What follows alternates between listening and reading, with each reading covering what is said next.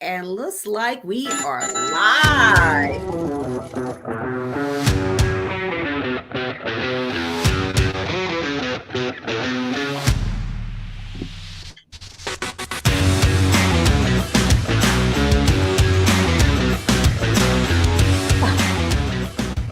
I want to educate the masses on the great life that I've had in sales and want you to understand how you can get into sales as well. My mission is really to help individuals, sales professionals, elevate their game and take it to the next level. I am all in 100% because we need to change the pace of sales. To show people how they can change how they sell without changing who they are. What actions do we take to actually see different outcomes? That is the question.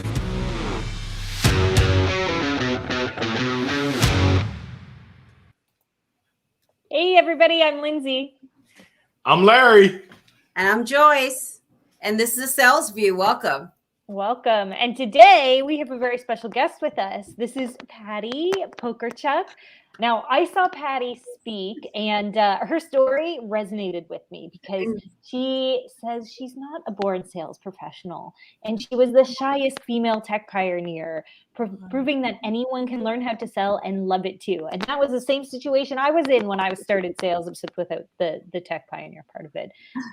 But Patti, very important to have her on today because our topic is from college to sales career. And she actually teaches entrepreneurial sales at Ryerson University in Toronto, Canada, getting paid to go back to school, is what she says.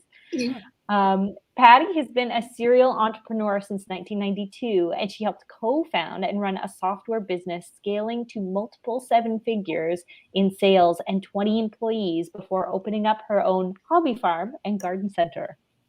So Patti will take you from sales fear to sales fun to sales success so you can do more of what you love to do.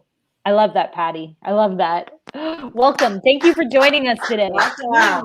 Welcome, Patti. Hey, thank you. Thank you for having me on. I think I got my MBA in marketing way before it became trendy. So late 70s. And when I had my first role play at IBM and I had zero sales skills, it pissed me off. I was so mad. And the fact that we still graduate business students without an appreciation for practical sales skills is a crime. Okay? Yeah. It is. It is a crime, Patti. Not that I have any strong views, but and even when I started in school, and I mean, I'll be honest, I was doing the math the other day, and I guess that was almost 20 years ago now, if you can believe it. But when I started in school, training in sales wasn't an option. It wasn't there. So we've come a long way in the past few years. But maybe if we start there, Patti, can you fill us in on that? How has education in sales changed? Well, there's an organization, and their website is called salesfoundation.org. It's the Sales Education Foundation based somewhere in the States. And they've been tracking the number of universities and colleges who issue degrees and certifications, or at least a minor in sales. Starting in 2007, there were 27 universities in the world. Given how many, just like 10,000 universities. 2021, when they updated their stats, they issue an annual report, 176. Whoa. Yeah. So, I mean, it's 7 times as much, still a dent. In Canada, there's really only 2 recognized. So it's still, but it's coming. The course I'm in the business school at Ryerson. It's my alma mater, which is why I joke I get paid to go back to school. There's three of the faculties have mandatory courses in sales, but not marketing. And apparently 60% of marketing grads end up in sales. So there's still this huge divide. Huge. It is, Patti, and that's why I encourage students, so I'm here in Houston, Texas, and University of Houston downtown. Well, no, their main campus here in Houston has a sales program. And so I've had the pleasure of working with some of those students in the past. And I know I've gone to Kansas State University and talked to their students and professors in their sales program. And I tell you, one of the, if there's any needed stats, I mean, over at Kansas State, when I was speaking with them, they said 100% of their students that are in the sales program were placed in jobs upon graduation, right? Oh. And so that kind of changed my story, helped my story, I should say, when I was going and pitching colleges about my book, Why Sales for College Students, right? Why? Because it's a no-brainer to me. But when, they shared that statistic with me, I said, wow, look at how many colleges are struggling to place students because they're getting them in these jobs, that they don't want a sales title for, but then they're sales jobs anyway, right? They're hidden sales jobs, financial advisor, recruitment, and things of that nature. And so we would prepare them to go into those jobs by offering classes, Patti, like you teach, then they'd be more successful the first time they go into sales. Because I wasn't successful my first time, but I knew I can do it. And so I went back to it. I stayed with it. But, a lot of people don't go back to it. They get afraid from that point, and they run hard and fast from what they consider as sales. Right. Again, they've, 60% of marketing students go into sales, even though it's disguised. One of Dan Pink is, New York Times bestseller. He wrote a book in 2012, To Sell is Human. He said, we are all in sales all the time, which I've known for 30 years. What pissed me off is he quoted $200 million companies is that they don't have salespeople. And I could, because they're called business development. They're called enterprise corporate, advisors. It's like anything but, when I started in sales at IBM, I was a marketing rep. My salary was cut in half, which is it's 2 years out of grad school. Because I had to pay for performance. And I was a marketing rep because sales had a bad reputation, even at IBM. Right. Wow. Patti, I've got a question, because what intrigues me is I love that tagline of going from fear to fun to success. How do you do it? What's the secret? Well, I have in HR terms, an eclectic background in, I've been a professional full-time salesperson for about 20 years. Starting at IBM and a lot of startups, a lot of tech startups, including my own. So I'm a professional full-time salesperson. Then I became an entrepreneur, consultant, coach, trainer, author, that usual salad of titles. And entrepreneurial sales is different in that you have to sell as well as deliver, as well as manage, as well as do everything else. But I bring in the discipline of a professional full-time sales, which Lindsay and Joyce would know. There's a process, there's some procedures, there's techniques, no tricks. I don't teach tricks. But if you don't know that you have to ask for the sale, guess what? You don't. You get it. Once you do, it's like, oh. Patti, you're speaking my language. I'm in love. I have an ebook that I put out, Top 5 Things You Need to Know to Get a Job Today. And it's an ebook that I created for college students to help them get a job. And that 15 is to know how to close. And I give them closing techniques. I share people all the time. When I was hiring as a leader in corporate, if you didn't ask me for the job, I wasn't going to hire you. Because if you don't ask me, you're not going to ask the customer. I need you to close it. The interview is, you need to close out the interview. You need to ask for the job. I wholeheartedly believe in that. And I think that one of the largest gaps in sales, I don't want to get on my horse here, but one of the largest gaps in sales that people just don't ask for the close. They forget. Yeah. They do everything but close it. And not only ask for the order, but then I've got this big zip your mouth. You know what? Exactly. So you ask for the order and then be comfortable with silence. So Larry, to answer your question, is the best when I went to a sales education academy with 80 sales professors and me as the only non-tenured professor, is I found out the most successful professors came from industry. They had 20 to 30 years of sales experience, and that is the key to success. Is that when I came up against a theory professor who I replaced at Ryerson, is that you can't teach sales without having done it. Unlike other subjects, If you don't have that street sense of, 100 calls or 50 calls a day, day after day after day, getting that rejection and going, it's not me. It's just right now is not right for them. Yeah, they're lost. That's my inside voice. They're lost. Right? Hey, Patti, I wanted to ask you too about how your students kind of see your course, like the sales course. Is it something that they come into and it's like, oh, I got to take this sales course? Or is it something that they come into and they're like, yeah, like where I'm going to learn how to sell and this is going to be a lifelong skill? I think that 80-20 rule, brains, 20% are key. The other 80% are going, what? We have to do role plays? Oh no. And at the end of the end of the semester, the role plays are their favorite part. And they come so far because I say, unless, that's why a theory course in sales doesn't work. Yeah, I call it mouth memory, right? So you need to say the words. You need to practice, just like, us speakers and trainers. The first time you do something, it kind of sucks, but if you have a safe environment and you can say, did you know you say like every when you ask for the order and you go, and by the way, I can discount that, and it's just like, just stop, breathe. Selling is listening. I bring out my I got props too, Larry. I bring out the elephant. The big ears, right?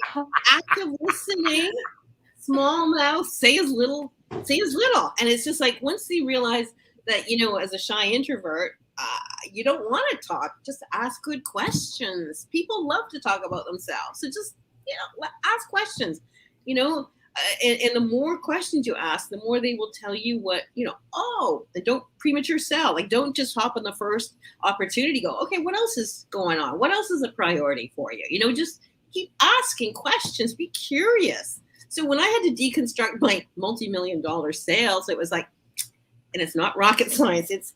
I'm curious, insanely curious about people and caring. I care. Once I realized I care more about your success, sales is being of service to others, which is now more important than ever before, right? And it's just like, care about them. Stop thinking about yourself. Get over yourself. Right.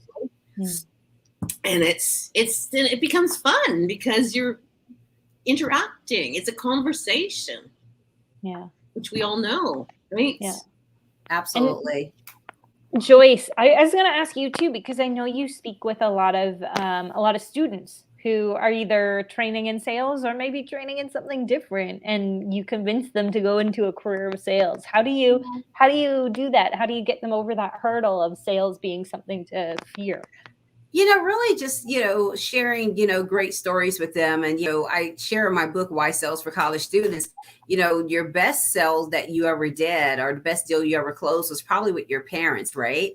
And I kind of take them down this trail ride, hey, where did you want to go? Think about that concert or something that you want to go to. Your mom, it was out of town, because I grew up in Galveston, Texas, about 45 miles outside of Houston, and all the good stuff happened in Houston, right? So in order for you to go, there's like an overnight trip or something that took place.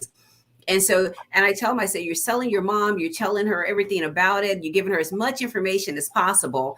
And then, you're building your own personal credibility. Mom, you taught me to make good decisions, what have you. And you're hitting your mom with those, those extras like, well, Lindsay's mom has already said it's okay. Lindsay's older brother is going to pick us up. You're just feeding in, right? And you're asking your mom, you already know what objections she's going to give you. And you're prepared to overcome those objections. And once you overcome those objections, you go back in there and you close it. So, Mom, is it okay for me to go? You're asking. And so, and also, with my young athletes, just some of the things that's already innate, in them, right? About leadership and influence and things that they have, and how important those traits are, in the sales profession. And so, I always say sales is the only career in my eyes that will take you as you are, no matter what your background is, what your education or skill set is. If you are a nursing student and you have trouble passing the Texas nursing bar that here is really tough, you can go sell medical equipment, medical supplies, pharmaceuticals, and you can still stay in that industry and speak that language. If you're a political science student, you can go into a company and sell to vertical markets go sell to that government division because you understand and talk the language. So you don't lose what you've learned in college, but you transfer it. And so I talk a lot about transferable skills, but I just think that sales, anyone can take what they've learned in college. I mean, and I know some people that woke up in college and said, hey, I don't want to do this. I want to do something else. I mean, I was a communications journalism student. I feel like I'm full circle being here on this show today, but that wasn't the route, right, Patti? I was going to say, I actually went to college to be an accountant, believe it or not, and I have no attention to detail. But that's important in sales. Yeah, I know, but I literally played with a computer terminal, and I changed my major and got into technology. I was actually, my first diploma was in business computing. And I was an operator at IBM, and then I went back to school, and then I wanted to leave IBM, and they said, "Well, you got to get into sales because that's where the money is." Mm-hmm. When I tell my students, I made $150,000 my first year in sales, and I was 25, 2 years out of 2.5 years out of grad school, so I saved up most of it because I was living as a student, and was able to leave IBM and travel for a year in Europe, and that led to a life of adventure, which. And those sales skills allowed me to work and live in Germany, even though I didn't love it. The language. Yeah. Yeah.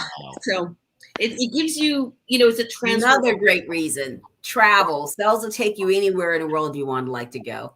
Oh, yeah. Especially if you work for a big company, the perks about yeah. I mean, I got to go to Hawaii.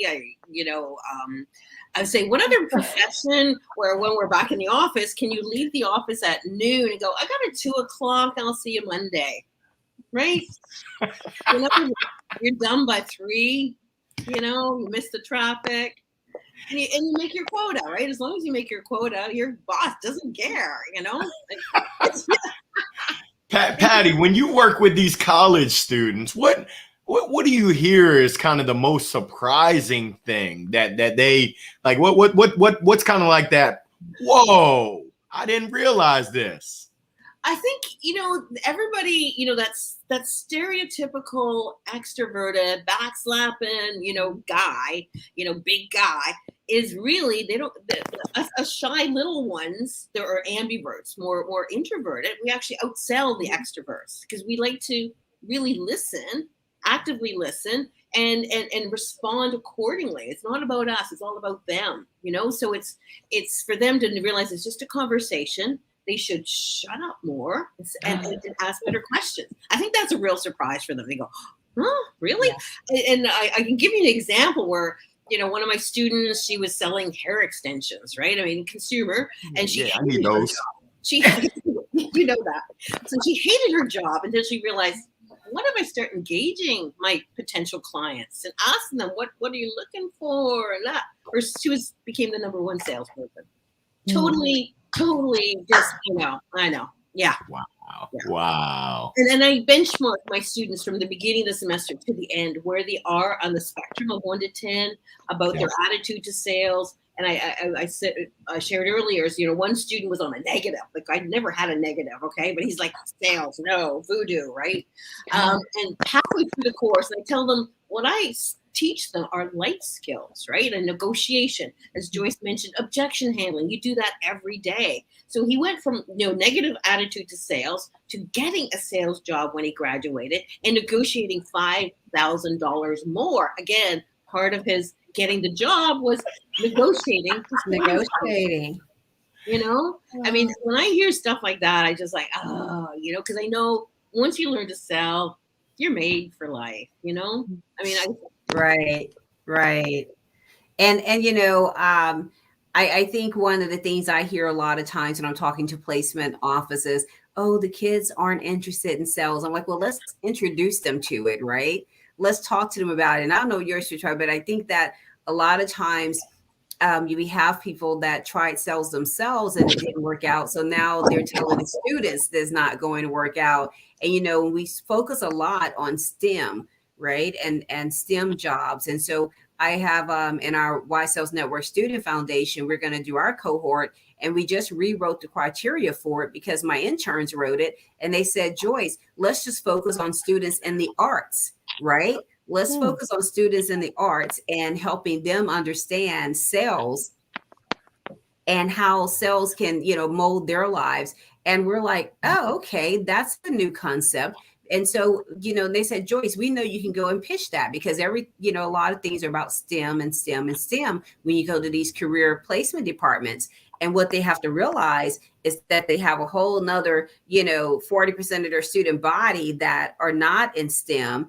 And when they graduate, like you said, these business development jobs, enterprise marketing and all, those are still sales jobs. And to me, if they understand that they're going into a sales job, the psyche, the mindset is ready, right? Mm-hmm.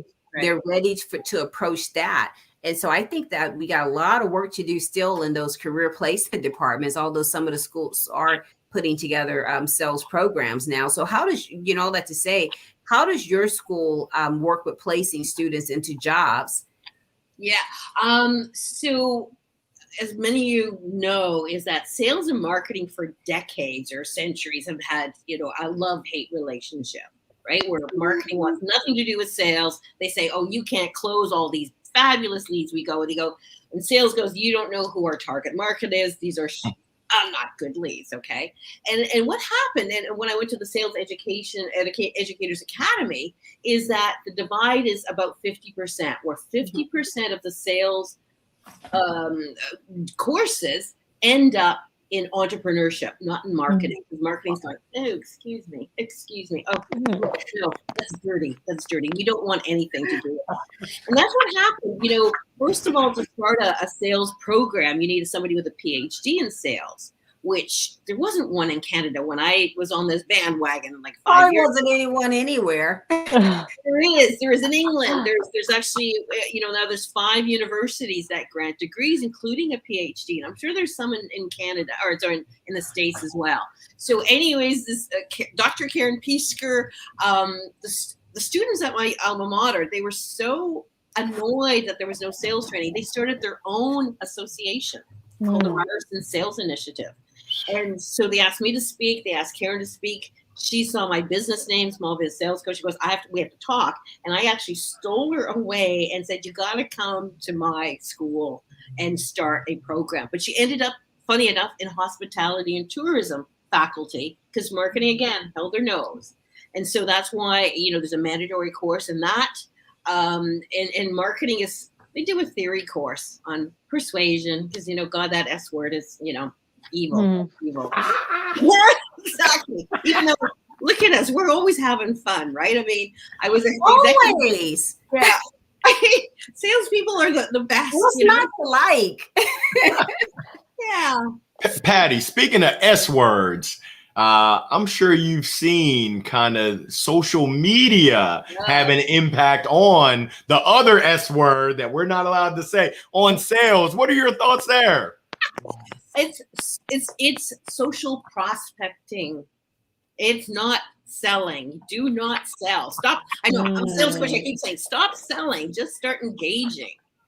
That's the whole thing. And stop automating that link dumping, right? Just forget it. I always say is that, put out your own content, but engage on other influencers. Engage with something intelligent. That's where you're going to get the followers and stuff. And it just replaces the, hey, how are you? What do you do? What's up with you? Do not stop selling. Stop selling. And that was one of the best pieces of advice that I've gotten in the last year. And it was from you, Patti, about, just engage. Don't focus so much on the content, like engage with other people. That's right. Including your prospective clients is, slightly subtly stalk them. Nothing is more flattering, as you well know, than somebody engaging on your content, saying, I like that. And this is the reason I like that. Give something intelligent that shows off. Like I will, if I'm on LinkedIn and I see Gary V, who, my target is entrepreneurs. And if Gary V has just posted, I will comment. And that's where I get new followers and new business through that. Because they can't afford him, but hey, I'm Yeah. And Now- people don't realize how strategic sales is, Patty. With that said, right? Oh yeah, They and don't realize how strategic sales, you have to be in sales, well, I say you sell smarter, not harder. So I say the best, most productive sales professionals are the laziest. So we go from the easy, because a lot of entrepreneurs will go, I want to go into this market. And you kind of go, okay, we're in Canada. Why don't you start with Canada first before you go for Europe? So let's just start here. There's enough business for me in Toronto. I don't need to go global. It's just like I get customers in many different countries, but I don't reach out to Australia with 14-hour time difference. But Right. Yeah, it is. I was on Clubhouse this over the weekend. A gentleman was interviewing me in a Clubhouse, talking about top 10. It was top 10 sales tips for entrepreneurs. And one of the ladies get on there after I've gone through, we're supposed to have been 10, we ended up about 17 tips. We're going through and people asking me questions and things. So a lady gets on there and she goes in really hard with her sales pitch about how she engages and it's about community and she doesn't sell and sells. And that's where, and you have to do X, that, and other. And so after she finished, I was like, you know what? Well, that was a really great sales pitch. Now let's talk about using the word sales, right? Everything but sales, but it was such a sales pitch. I mean, she pitched it and she closed it and everything. And I just feel I'm not going to run from the word sales. I really, I want to be ultra. I think running from the word sales is what's landed us where we are, where people are not wanting to be in sales and giving sales a bad rap because we stayed away from the word sales. We stayed away from training on sales, and we've hired people in roles, and they're, and people are naive because you don't know what you don't know. So if I take a job in business development, I fully understand what that is and what that means. But you take a college student or someone that's moving from another industry. I mean, you have engineers that go into technical sales jobs, right? But when they hire them, they're saying you're a technical manager, right? You're a technical enterprise manager or something, and it's a sales job, and they don't get that it's really a sales job. The interview is really vague. It's kind of they're doing a whole shuffle. And I think we just got to change sales jobs to the sales name, and we just have to be honest about it. And once we're honest about it, it's going to change the theme of what sales really is and how people see us. I was going to say the reason sales has such a bad reputation is that those majority of salespeople don't have any training. They're given a quota and say, call 100 people a day. And it's like, okay, I called 100 people. They all said no, or they hung up on me. It's like, yeah. No, they didn't call 100 people because they didn't realize they were in a sales job and that they had to. So they were scared to death to call to make those 100 phone calls. Yeah, I know. But it's just like anything, sales and marketing, I call it inexact sciences, is that, there's trial and error. If you try it once and it didn't work, does not mean it was a bad idea. Like email marketing, for example, or social media. Oh yeah, I tried and I got 1,000, Twitter followers. I paid for them. It's like, it's vanity metrics, I've got some stats again. When students go through a sales program, so like at Ryerson, there's the sales leadership program. It's extracurriculum because it's not recognized yet, because academia works really slowly until to get a new degree. And so it's a 1 year, and they have a lot of sponsors like LinkedIn and Microsoft and DHL, brand, and that's IBM, Marriott. And those people are sponsors because they get to put their message in front of 110 students each year and say, this is why we're a great place to work. And they hire the majority. I believe it's close to like 98% placement by the end of this program. So, and what they say, the stats, so again, the Sales Edges Foundation, any student's been trained in sales prior to being hired for a sales role, that's 50% faster ramp up and 30% less turnover. So they're huge. And apparently within 18 months, they will outsell an older pro like us. Not me. Bring it. It is. You know? Oh. And like again, I know UT Dallas has a very strong sales program. Dr. Howard Dover is a recognized expert, and he's just a fount of great information, and just we're all sort of promoting it, and it's happening. I think about a podcast I listen to, Sales Reinvented by Paul Watts. He's based out of Calgary. He's another sales expert too. And he talks about raising the profile of sales, the sales profession. And it's happening. It is happening. Yes. Just slower than we want. Slower than we want. Yeah. So, I mean, unfortunately, we've come to an end of our time once again. But I had one last question, but I think I'm going to summarize it because I think I've heard it.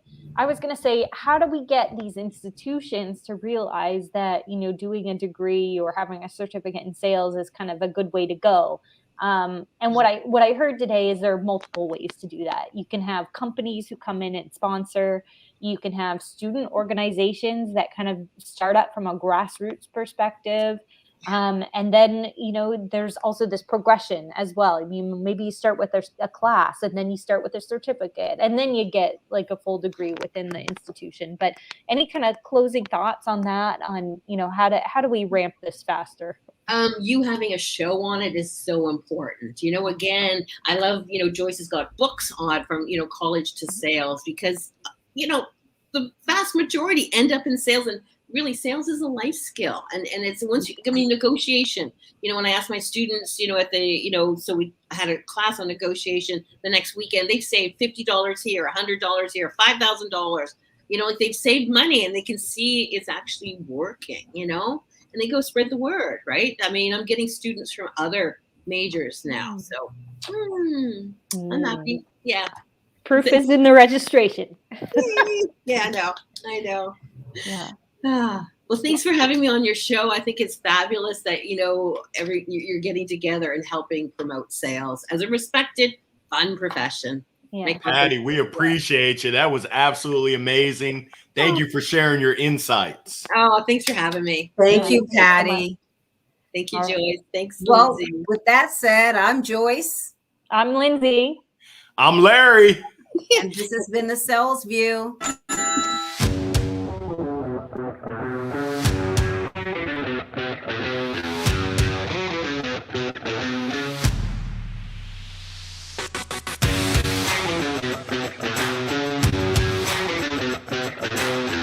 What actions do we take to actually see different outcomes? That is the question. Welcome to the Sales View. Thank you for joining us.